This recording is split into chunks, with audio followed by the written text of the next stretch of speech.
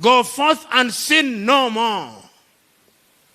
That message is preached to us on a daily basis, weekly basis, but we sin. In our country particularly, we sin. Greed is our creed. We go to the offices and we ask for bribes. In our unguarded moments in this country, we judge people on the basis of their tribe. Yet Christ says there are no Jews, no Gentiles. He's mysterious. I'm a king. Sometimes I wonder why Solomon is considered wise. Because I don't sometimes think he's very wise. Because when you are wise, how do you marry 700 women and have 300 concubines, and these women persuade you to worship other gods? But God determines wisdom in ways that I cannot begin to fathom. But from a human perspective, I doubt Solomon's wisdom. He did not end well. And indeed, it is because of his undoing that the kingdom is divided. He did not end well. The history is about ending well. The story of Elijah and Elisha is a person who walked with God and he anointed a successor. Ending well means that you must also have a successor. You must mentor others. We live in a country here where there are individuals who never want to leave the stage. And that is why we are told in the Bible that the spirit of Elijah came into Elisha. So even the pastors here, senior pastors, you must not remain senior to the grave. You must anoint others. As the saying goes, the old goats must die for the young goats to thrive. That is the message when I read the Bible. I do not know how you read the Bible, but that is how I read it. And you read this Bible and you see consistently that the beginning is not what is important. The end is what is important. Then there is another one who started well and ended poorly. Judas the Iscariot. Started very well, on an equal footing with everybody else. But where does he end? 30 pieces of silver. He repents. Then he hangs himself. And today, how do we remember him? When you talk of a person who has betrayed you, you say he's a Judas. He has given the English language and human vocabulary a word because he ended poorly. You must always ask yourself, how do you end?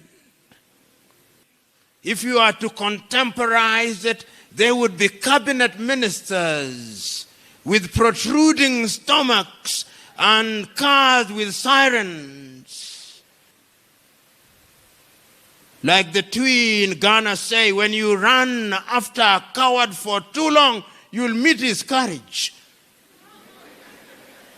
There is now new theology in the world which is heretical, where we treat the church of God as if it were a casino, that when you pay tithe and offerings, then all blessings will be poured upon you. That is not the message of Christ.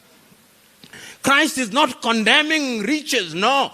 He's simply saying that don't allow riches to be your God, because it is vanity of vanities. Many of you here are baptized, are you not? And you remember on the day of your baptism, you said that you rejected the devil with all his works. Have you rejected the devil with all his works? By deed or thought? Since morning, how many commandments have you disobeyed? Have you not coveted somebody's dress, somebody's wife or husband? Have you not? Have you not in your thoughts thought of murdering somebody or harming somebody this morning, since this morning? Unconsciously, have you not had other gods? This is who we are. Who is Jesus? Some say he was the Son of God. Some say that he was a god. Some say that he was a madman. Some say that he was a charlatan. But who is Jesus? Who is he? Who is he? That 2,000 years down the line, you are here congregating and praying in his name. Who is he? You never met him. He was a Jew who, according to the Bible, never traveled for more than 50 kilometers. He was in Nazareth, he was in Bethlehem, he was in Jericho, he was around Galilee. He did not have internet, he did not have Instagram, he did not have WhatsApp, no phone. But today you hear, you say that he has taken your life. Who is he? Why are we here dancing to him, dancing to his tune? Who was he? He only preached for 3 years. The 18 years between age 12 and 30, we do not know where he was. Who is he? Who is he?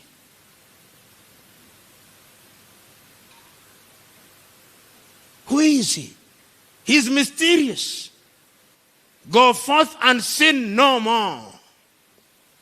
That message is preached to us on a daily basis, weekly basis. The good pastor says, go and sin no more. But we sin. In our country particularly, we sin. Greed is our creed. We go to the offices and we ask for bribes. In our unguarded moments in this country, we judge people on the basis of their tribe. Yet Christ says there are no Jews, no Gentiles. How do you intend to finish the journey? Are you a Sunday Christian who repeats the words of the Lord's Prayer and the Nicene Creed and the prayer of St. Chrysostom as if you are a robot? Do you internalize the message? When you read the Beatitudes, blessed are the poor, do you internalize? Are you Christians who will be judged by their fruits? Because your fruits is what tells you who you are. A mango will only beget a mango, an orange only an orange. You know, when I'm traveling to Nakuru, I count the number of churches, church buildings. They have even run short of names now. Helicopter or something. When you travel to Nigeria in Africa, I call it the Jesus industry. They have converted Jesus into an industry for extortion through intimidation of people. That is not the Church of Christ. I'm a king, yes, I'm a king. I'm a king.